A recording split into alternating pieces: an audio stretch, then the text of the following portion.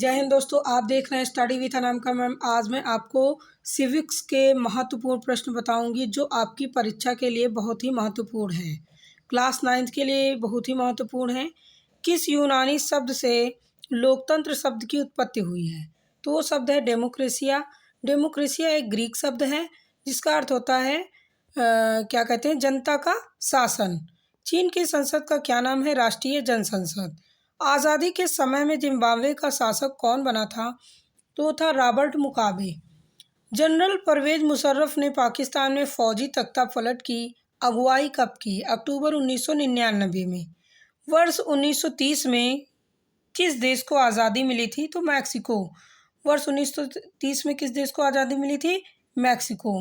तो आप जिस देश में रहते हैं भारत, उस देश को कब आज़ादी मिली थी? तो 15 अगस्त 1947 को। जॉन पी एफ क्या है? यह जिम्बाब्वे का एक राजनीतिक दल है। क्या है? जिम्बाब्वे का एक राजनीतिक दल है। अगस्त 2002 में परवेज मुशर्रफ द्वारा पारित लीगल फ्रेमवर्क ऑर्डर क्या था? ये पेपर आपके एग्जाम में 4 ऑप्शन के थ्रू आएंगे। आपको जो है ये वन लाइनर के माध्यम से मैंने आपको बताया है। ये बहुत ही आसान हो जाएगा आपको पेपर में करना। अगस्त 2002 में परवेज मुशर्रफ द्वारा पारित लीगल फ्रेमवर्क ऑर्डर क्या था? राष्ट्रीय अथवा प्रांतीय असेंबलियों को भंग करना। तो ये 4 ऑप्शन के थ्रू आएंगे, उसमें ये भी ऑप्शन रहेगा, तो आप लोग आसानी से इसको कर लेंगे। राष्ट्रीय जनसंसद किसे नियुक्त करती है? राष्ट्रीय जनसंसद आपने ऊपर देखा है, चीन की संसद का नाम था। ये देश के राष्ट्रपति को नियुक्त करती है। कौन सा देश लोकतांत्रिक नहीं है? कई देश हैं, इसमें म्यांमार।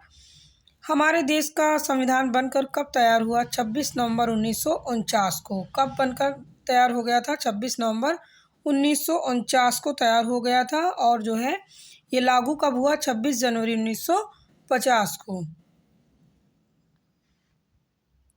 संविधान सभा के अस्थायी अध्यक्ष का नाम बताइए। तो संविधान सभा के अस्थायी अध्यक्ष का नाम है डॉक्टर सच्चिदानंद सिन्हा। क्या नाम है? डॉक्टर सच्चिदानंद सिन्हा।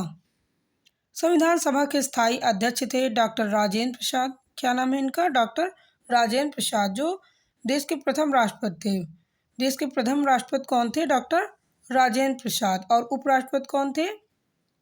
Doctor S Radhakrishnan. स्वतंत्रता से पहले भारत में किस नेता के नेतृत्व में भारत के संविधान का मसौदा तैयार किया गया था? पंडित मोतीलाल नेहरू।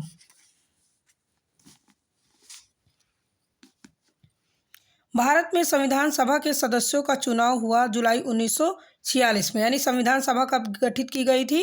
जुलाई 1946 में। संविधान को बनाने से पहले संविधान सभा गठित की गई थी 1946 में। संविधान सभा का पहला अधिवेशन कब हुआ? यानी कि पहली बैठक कब हुई थी? 9 दिसंबर 1946 को। ये पेपर में अधिवेशन की जगह बैठक भी हो सकता है। तो 9 दिसंबर 1946 को संविधान सभा की प्रथम बैठक हुई थी। उसके बाद प्रारूप समिति का अध्यक्ष कौन था? डॉक्टर भीमराव अंबेडकर। कौन थे? डॉक्टर भीमराव अंबेडकर। और संविधान निर्माता भी कौन है? डॉक्टर भीमराव अंबेडकर। दक्षिण अफ्रीका में हाल ही में स्थापित लोकतंत्र के प्रथम राष्ट्रपति कौन थे? Nelson Mandela. ये नेल्सन मंडेला कितने वर्ष जेल में रहे? 28 वर्षों तक ये जेल में थे। किस नेता ने नस्ली रंगभेद की नीति का विरोध किया था? तो वो कौन थे? Nelson Mandela. दक्षिण अफ्रीका में रंगभेद की नीति चल रही थी, उसको समाप्त करने के लिए ये 28 वर्ष जेल में थे और फिर अंत में इन्होंने उसको पूरी तरीके से समाप्त कर लिया। कौन थे? Nelson Mandela.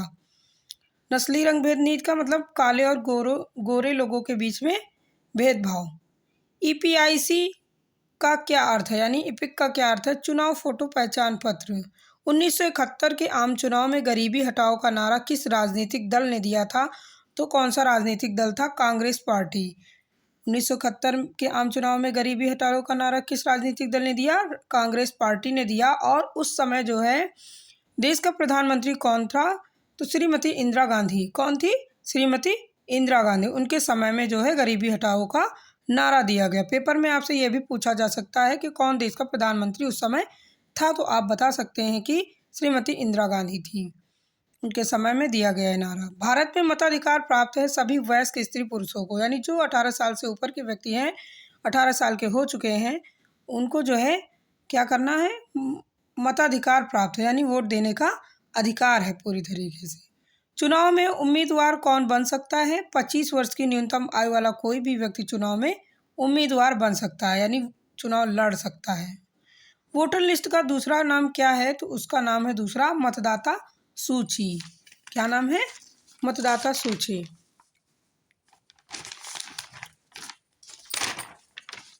ये बहुत ही इंपॉर्टेंट प्रश्न है। आजकल मतदान के लिए कौन सी मशीन का प्रयोग किया जा रहा है? उसका नाम है electronic voting machine, EVM. EVM का पूरा नाम है, ये लिखा हुआ है, इलेक्ट्रॉनिक वोटिंग मशीन। किसे वोट देने के अधिकार से वंचित किया जा सकता है? अपराधियों को और पागलों को। 2004 के चुनावों के दौरान चुनाव अभियान संबंधी क्रियाकलापों में कितने मतदाताओं ने भाग लिया था? तो 1/3 मतदाताओं से अधिक। सन 1977 में लोकतंत्र बचाओ का नारा किस पार्टी ने दिया था? जनता पार्टी ने। किस पार्टी ने दिया था? जनता पार्टी ने। 1977 में जो है देश का प्रधानमंत्री कौन था? तो उनका नाम था श्री मोरारजी देसाई, वो थे। श्री मोरारजी देसाई के समय में लोकतंत्र बचाओ का नारा दिया गया था।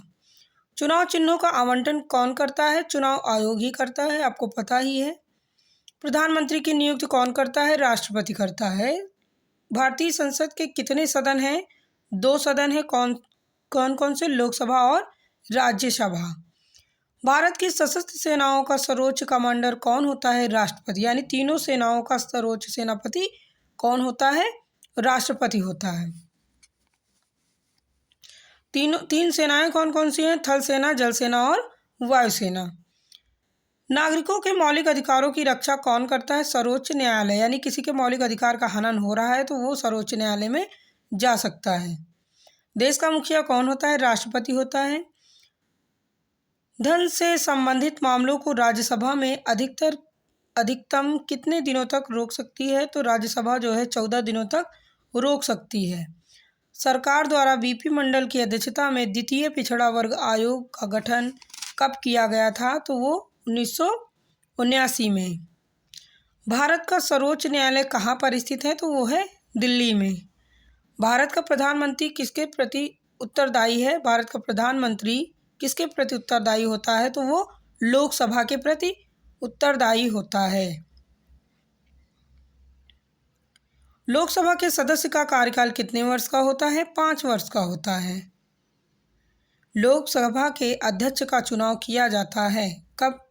लोकसभा के सदस्यों द्वारा लोकसभा के अध्यक्ष का चुनाव किया जाता है। राज्यसभा का पदेन सभापति कौन हो सकता है? तो वो हैं उपराष्ट्रपति हो सकते हैं। मंडल आयोग का अध्यक्ष कौन था? बीपी मंडल। कौन था? बीपी मंडल। गुआंतानामो बे जेल कहाँ स्थित है? तो वो है क्यूबा में। कहाँ स्थित है? क्यूबा में। वर्तमान समय में भारतीय संविधान के अंतर्गत नागरिकों को कितने मूल अधिकार प्राप्त हैं? तो आपको पता है 6 मौलिक अधिकार प्राप्त हैं। कौन कौन सा है? स्वतंत्रता का अधिकार, समानता का अधिकार, शिक्षा का अधिकार, धार्मिक स्वतंत्रता का अधिकार, शोषण के विरुद्ध अधिकार एवं संवैधानिक उपचारों का अधिकार। टोटल कितने हो गए? 6। पहले 7 थे संपत्ति के अधिकार को अब हटा दिया गया है। अस्पृश्यता को संविधान के किस अनुच्छेद द्वारा समाप्त किया गया है? किस अनुच्छेद द्वारा? 17वें अनुच्छेद द्वारा समाप्त कर दिया गया है। अस्पृश्यता क्या होती है? अस्पृश्यता का मतलब न छूने योग्य, यानी जिसे छुआ ना जाए। तो पहले निम्न जातियों के साथ ऐसा ही व्यवहार किया जाता था, छुआछूत की भावना होती थी लोगों में। जो उच्च वर्ग के लोग थे वो निम्न जाति के लोगों को छूना पसंद नहीं करते थे। इसके लिए 17वें अनुच्छेद द्वारा उसको समाप्त कर दिया गया कि सभी को जो है समान अधिकार प्राप्त हो सके और बराबर दर्जा मिल सके। स्वतंत्रता के अधिकार की व्यवस्था किस अनुच्छेद में की गई है? तो 19 से लेकर 22 तक, 19 से 22 तक के अनुच्छेद में स्वतंत्रता के अधिकार की बात करी गई है। शोषण के विरुद्ध अधिकार किस अनुच्छेद में है? तो अनुच्छेद 23 से लेकर 24 में, 23-24 में शोषण के विरुद्ध का अधिकार है।